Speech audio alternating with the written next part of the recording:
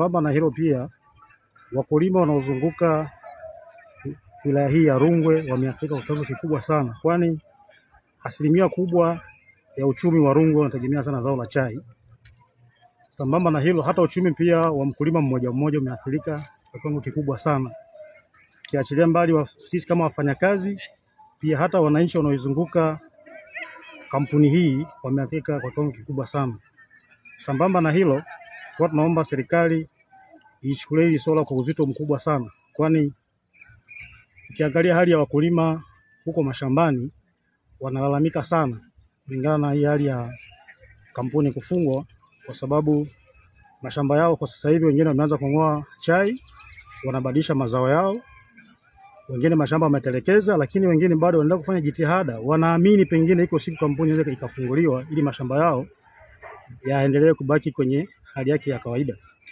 Kwa hiyo tunaomba tu serikali kwa namna moja au nyingine iingilie kati kwenye hili swala, hasa kwa kupata mwekezaji kama benki ya CRDB, sababu tunatambua kwamba ndio wanahusika sana kwenye masuala ya viwanda upande wa kilimo. Walichukua swala kwa uzito mkubwa zaidi ili kuweza kunusuru uchumi wa wilaya ya Rungwe kwa ujumla. Wafanyakazi kama tuliweza kusikia pale, hatuko tayari kuondoka mpaka tuhakikishe stahiki zetu tumelipwa, na kazini mpaka pale tutapokuwa tumepata malipo yetu. Wakulima ambao wanaleta majani ya chai kwa kiwanda hiki ni zaidi ya wakulima 15,000.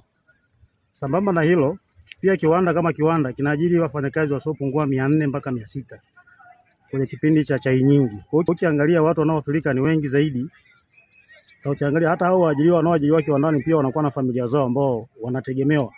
Sambamba na hilo, mkulima zaidi ya wakulima 15,000 ambao wana supply chai hapa kiwandani, na wao pia wanakuwa wanaajiri watu wa kuchuma chai kule mashambani. Kwa hiyo ukiangalia ni mnyororo wa watu wengi sana ambao wanaathirika kwa kufungwa kwa kiwanda hiki, kile ambalo linachangia uchumi mkubwa kwa wilaya hii ya Rungwe, tofauti na mazao mengine yanayozunguka wilaya hii kama mazao ya ndizi, kahawa, pamoja na parachichi.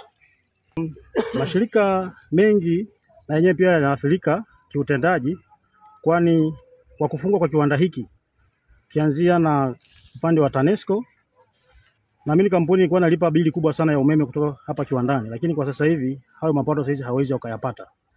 Upande idara ya maji, tunatumia maji mengi sana kwa mwezi na tunalipa bili hiyo pia haitopatikana tena.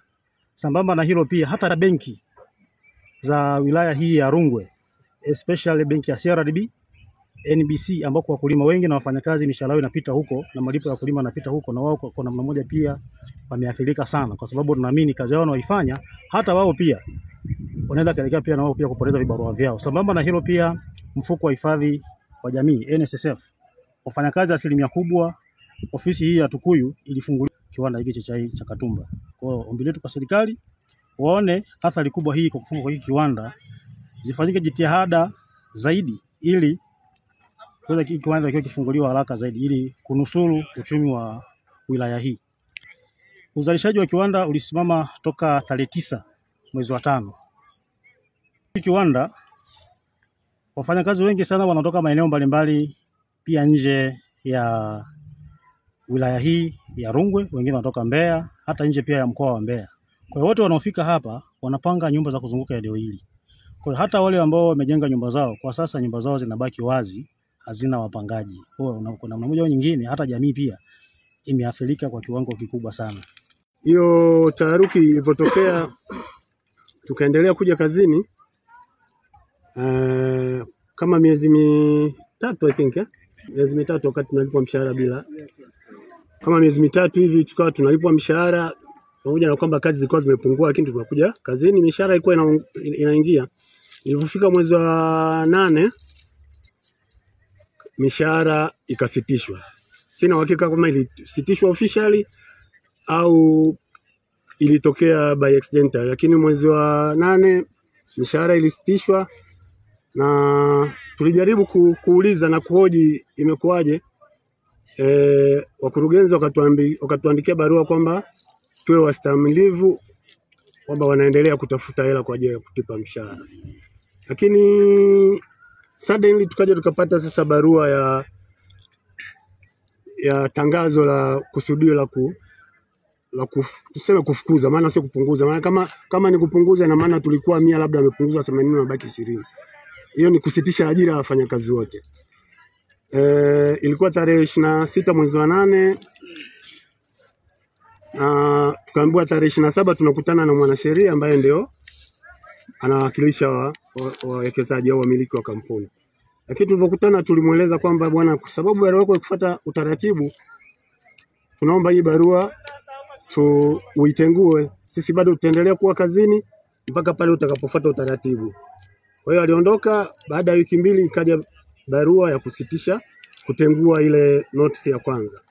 And then tarehe 19 mwezi wa 9 tukapata barua nyingine ambayo sasa inatuambia kwamba nakufa rasmi tarehe 30. Basi tukasema okay, sawa, tukutane na mmiliki, kwa sababu mwanasheria alikuwa ameshajitambulisha kwamba yeye ndo mwakilishi wa wamiliki.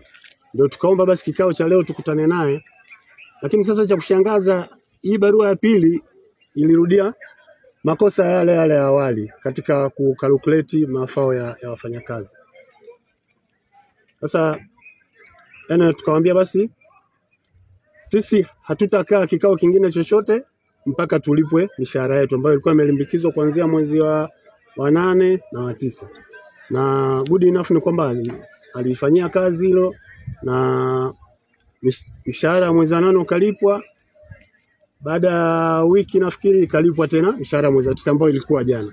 Kwa hiyo leo, sababu masharti yetu yalishakubaliwa, tulikubali kukaa kwenye kikao, tukajadili, tukapitia vile vipengele ambavyo ni mafao. Tumejadiliana, tumekubaliana kwamba wafanyakazi wote walipo stahiki zao kwa kufuata mkataba wa hali bora ya kazi, au kwa lugha wenzetu wanasema CBA, ambayo ni Collective Bargaining Agreement at Workplace. Maana hiyo kampuni ya Wakulima Tea Company ilikuwa imeingia mkataba na waajiri ambao ni TAT kwamba ikifikia kipindi tumechokana, basi tutalipwa kutokana na hii agreement. Na ndio hiyo tumekubaliana leo. Mwajiri amekubali, isipokuwa swala ambalo tumeshindwana ni time frame, yani tunalipwa lini. Na mwajiri ametueleza kwamba kampuni kwa sasa hivi haina hela, kwa hiyo tumpe muda akawasiliane na wakurugenzi ili atakapokuja sasa mara nyingine tujue kwamba tunalipwa lini haki zetu. Actually tuna wafanyakazi wasiopungua 216 wafanyakazi wa kudumu, na siwezi kusema kwamba kila mtu anadai shilingi ngapi, ila jumla madai yote ambayo tunaidai kampuni ni bilioni 2 na milioni 17 na 840. Hicho ndio kiwango ambacho tunadai. Jumla wafanyakazi wote kuelezea hapa. Kwanza kabisa, mfanyakazi atapata mshahara wake wa msingi mpaka siku aliyofanyia kazi. Yaani siku utakapopewa barua ndo siku ya mwisho wa mshahara wako. Lakini pia atapata kiinua mgongo kwa mujibu wa mkataba wa Libora uliopo kwenye kampuni hapa. Pia atapata mshahara wa mwezi mmoja badala ya notice. Pia atapata likizo kwa ambao walikuwa wanapaswa kwenda likizo, atapata ile likizo. Pia atapata cheti cha utumishi. Alafu pia atapata tuzo ya utumishi wa muda mrefu kwa mujibu wa mkataba wa Libora. Kwa ambao waliajiriwa nje ya Tukuyu watapata pesa ya usafiri mpaka kule walipoajiriwa. Lakini pia tukamwomba mwajiri, kwa sababu tunaondoka hapa, hata kama mtu aliajiriwa Katumba hapa, basi tunaomba atoe 550,000 ambao ni maombi tumeyapeleka kwa mwajiri, atoe 550,000 ili hata mtu ambaye anatoka hapa atoe kila chochote, kwa sababu huyu mtu kamfanyia kazi muda mrefu, kamdhalishia, kaingiza faida. Kwa hiyo hata atoe 550,000. Tumepeleka maombi kwa mwajiri. Lakini pia tumepeleka maombi ya pango la nyumba kwa miezi 3. kwamba watu tunatambua ndio kazi imeisha, watu walikuwa wengine walikuwa wamepanga nyumba, basi tunaomba angalau hata atoe kodi ya miezi mitatu kwa kila mfanyakazi. Sawa jamani? Hayo ni mambo tumeyapeleka. Kwa hiyo kesho wa mwajiri kama alivyosema Jumatatu atatoa mrejesho. Solidarity? Asante.